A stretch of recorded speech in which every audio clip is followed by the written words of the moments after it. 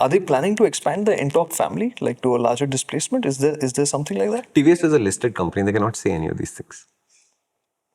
Because to me, this sounds like Ntorq version 2.5, let's say. Like they've taken the 125 and said that, yeah, we could provide a slightly differentiated Ntorq, which is for a slightly different taste, but largely in the same space, right? But that's the handcuff.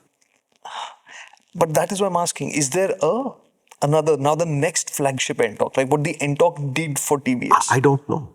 Okay. See, think about it like this, right?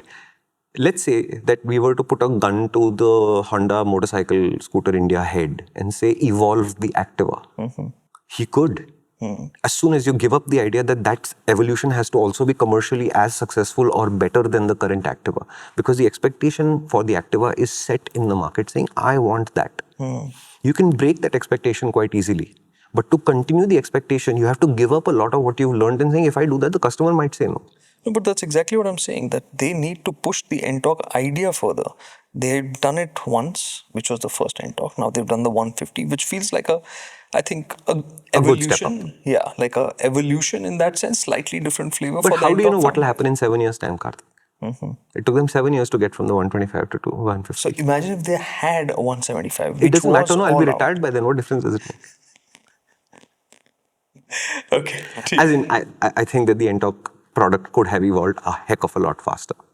I think what I'm trying to say is that TVS has the latitude and they have the ability in the brand that the Ntorq is, in the engineering abilities that they have to actually grow this family out. Oh, yeah, to absolutely. actually make it an Ntorq family which goes to different sizes and slightly different moods, and it's fine because that's their performance range. 152% for sure.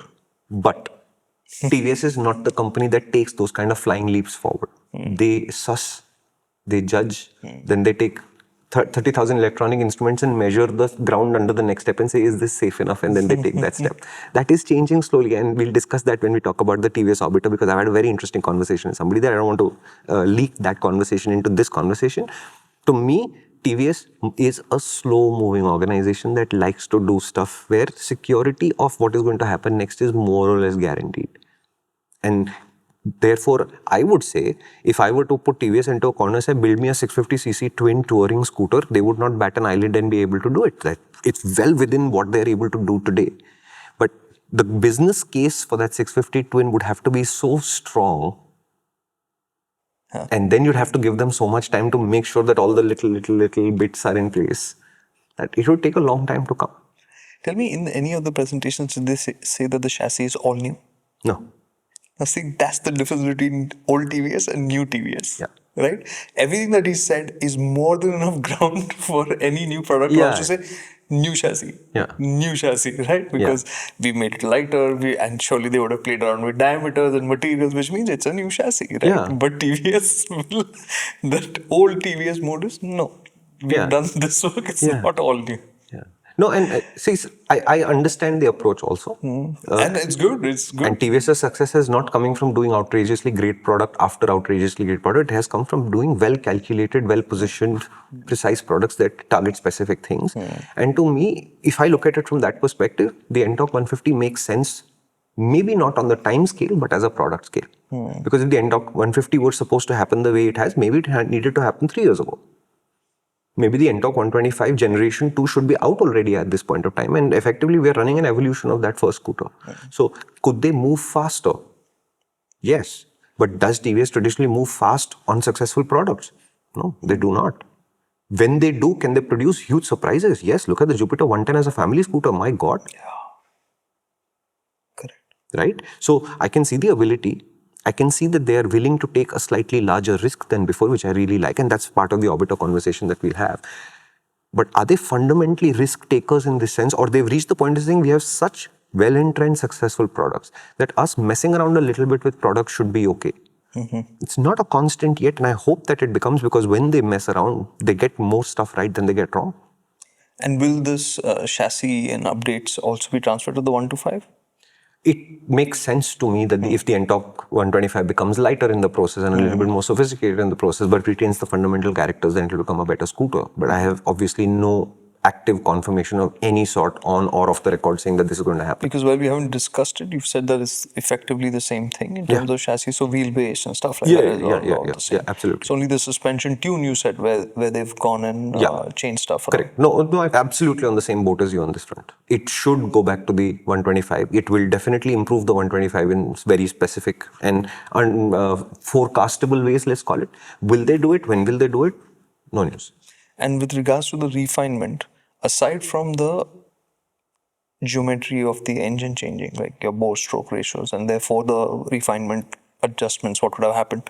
Anything else that they have done to improve refinement consciously? Optimization. Acha, okay. That answer. We'll be doing a car motoring first, in which a lot of this is gonna happen. Yeah. Okay. Optimization is the now new catch-all word. It's like the journalists always evaluate stuff as nice, which is a catch-all word for stuff that didn't offend you in any particular way. Optimization is the new engineering term for everything that we like. It's like a quarter of a millimeter changed here and a quarter of a millimeter changed. I mean, how can I go into a list of like 300 of these things here? So we optimized it. Nice is a terrible word. Just remember that. I think it's a nice word. It's just misused. Whenever you say nice, it means it's a very generic thing to say. You haven't really hit on what you actually want to say about it. Nice is like, okay, let's move on. Yeah, so let me just go back to my notes. And for example, when they were making the rivals list for this scooter, you'll see why I'm saying that TVS is hedging against a lot of scooters. On that list are Zoom 160, Zoom 125, Dio 125, Aerox, Razor, Dio 110. So anything remotely considered sporty, for example, is a potential conquest customer for the Ntorq 125. Which is why I think the price is in the middle, the spec is in the middle, the wheels are in the middle. They're not 10 inches, but they're not also 14 inches. It's calculated to do that. It hinges on the Ntorq brand being a strong brand. It does many of the Ntorq things that it's supposed to, but it is a scooter with a clear business case for what it needs to do next. Right? The Race XP, for your information, came out in 2021. Okay. So the scooter that I love the most about the Ntorq in itself today is 5 years old, effectively. Hello. If you enjoyed this clip, which means you're into good conversations, and that's what we're all about. It's really hard packing in the essence of an idea into a 60-second clip. This 3-minute, 5-minute video would have given you a sense of that, and you can enjoy this entire conversation in its full glory on the MotorInc channel. So why don't you head out over there and subscribe to that, and you could subscribe to this channel as well if you enjoyed it.